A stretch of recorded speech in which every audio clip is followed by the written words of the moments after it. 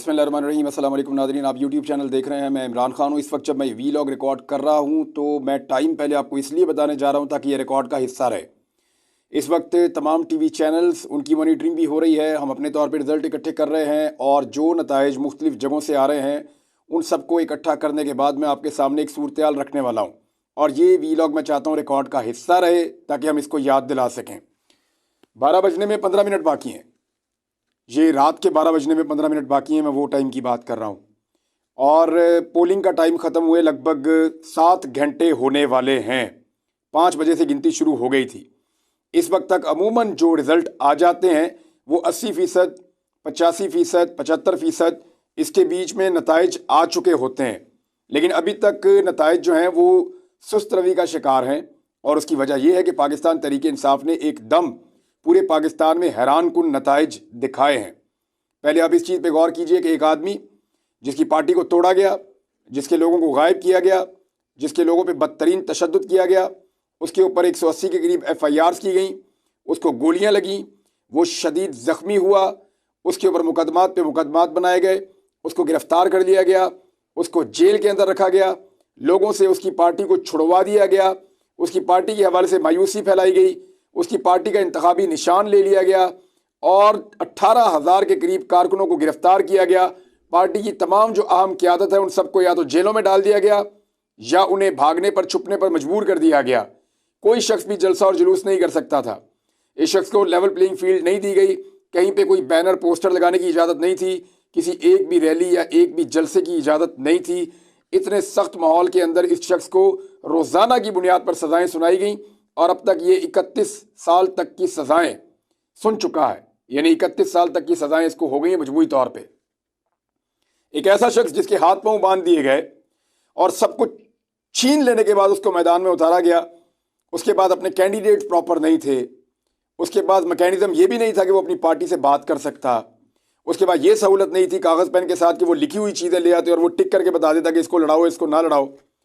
यानी इन हालात में भी उस आदमी ने फैसले किए और उसको यकीन था कि उसके लोग निकलेंगे। पाकिस्तान निकला, पाकिस्तान उस आदमी के साथ खड़ा हुआ। इस वक्त सूरत हाल ये है कि इमरान खान की पार्टी पाकिस्तान में लीड कर रही है। तमाम तर धांधली, तमाम तर जो है हथकंडे, तमाम तर सख्ती और जबर के बावजूद इमरान खान की पार्टी पाकिस्तान में लीड कर रही है और लोगों ने इमरान खान को इतने वोट डाले हैं कि निज़ाम उनकी गिनती करने से कासिर हो गया है और ताखीरी हरबे इस्तेमाल कर रहा है। 9 बजे तक नताइज ठीक आ रहे थे और एक तसलसल के साथ आ रहे थे। तेज़ी से चीज़ें पता चल रही थी, लेकिन 9 बजे के बाद अचानक ब्रेकें लगना शुरू हो गईं और अब तक के जो नताइज मौजूद हैं उनमें 136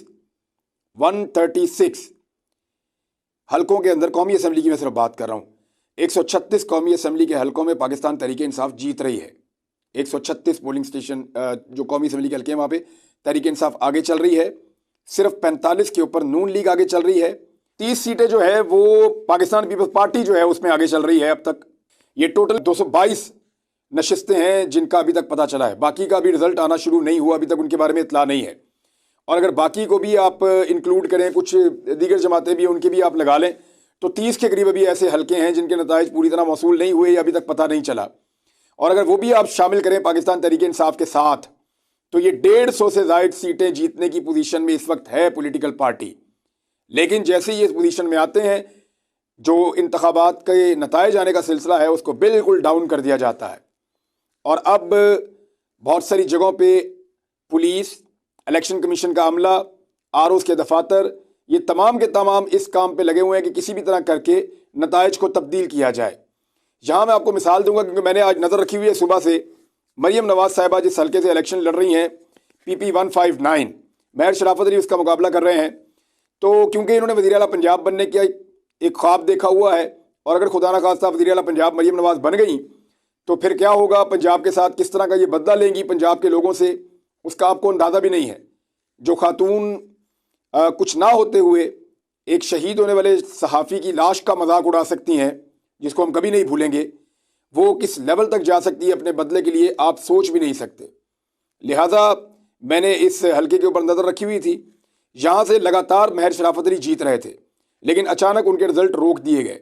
अब यहाँ हुआ क्या है कि बड़े पैमाने पर पुलिस दाखिल होती है इस हल्के के अंदर, मुख्तलिफ पोलिंग स्टेशन के गिर्द घेरा डालती है।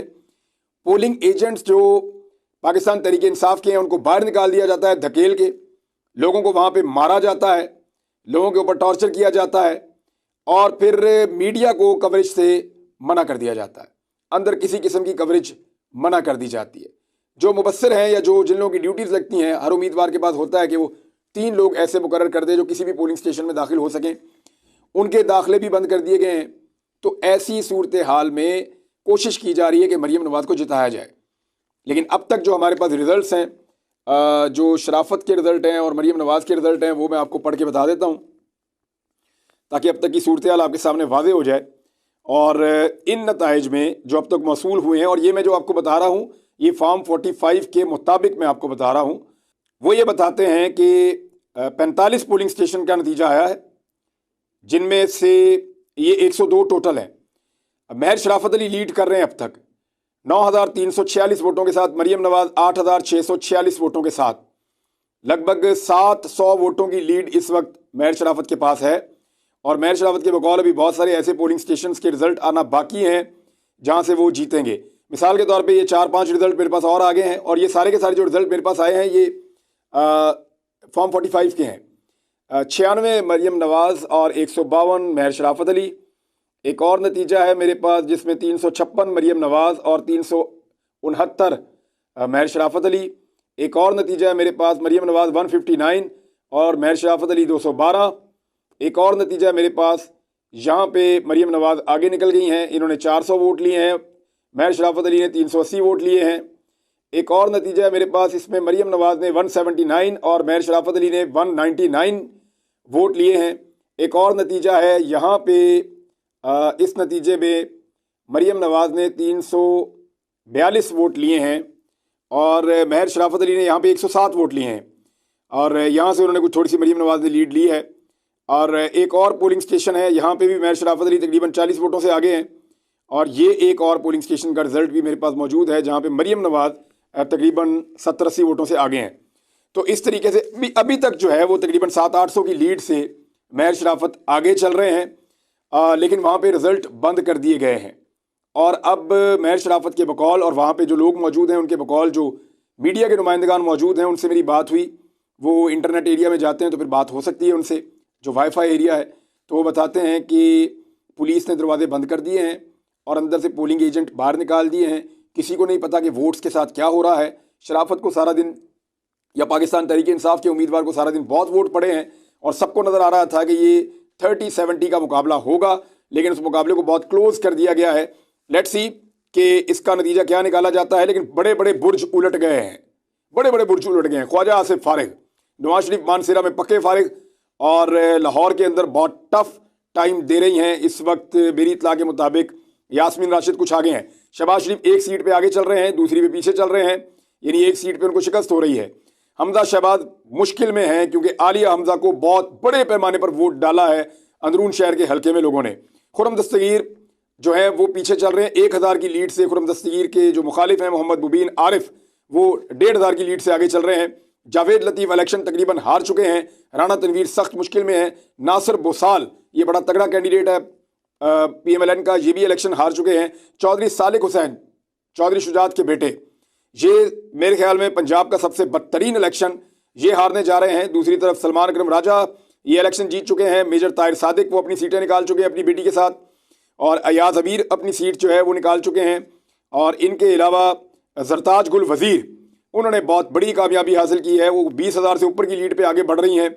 तो इस तरह पंजाब में अगर देखा जाए तो 100 के करीब या 100 से थोड़ी ऊपर सीटों पर पाकिस्तान तहरीक इंसाफ आगे चल रही है। 141 में से कुछ हल्कों में इलेक्शन हुआ भी नहीं, लेकिन 100 के करीब पाकिस्तान तहरीक इंसाफ आगे चल रही है। 136 टोटल है। खैबर पख्तूनख्वा में अगर इंडिविजुअली उसको आप देखें तो 40-42 हैं, लेकिन 136 का टोटल अभी दिया गया है क्योंकि कुछ का भी रिजल्ट जो है वो कंपाइल हो रहा है। इंटरनेट अभी तक बंद है। देखें, इंटरनेट की बंदिश की वजह ये बताई गई थी कि पाकिस्तान में सिक्योरिटी का मसला हो सकता है, लॉ एंड ऑर्डर का मसला हो सकता है, दहशतगर्दी का खदशा हो सकता है। इलेक्शन का टाइम ख़त्म हुए अब 7 घंटे गुजर चुके हैं, अब तकरीबन 12 बज चुके हैं। 7 घंटे गुजर चुके हैं। 7 घंटे गुजरने के बावजूद ना इंटरनेट खुला है, ना मोबाइल फ़ोन खुला है, ताकि लोग आपस में राब्ते ना कर सकें। अब ये इंटरनेट और मोबाइल फ़ोन क्यों बंद है, ये आप सब अच्छी तरह जानते हैं। ये इसलिए बंद है ताकि किसी की जीत को हार में बदला जा सके और किसी की हार को जीत में बदला जा सके। लेकिन पाकिस्तान तहरीक इंसाफ ने विक्ट्री स्पीच दे दी है।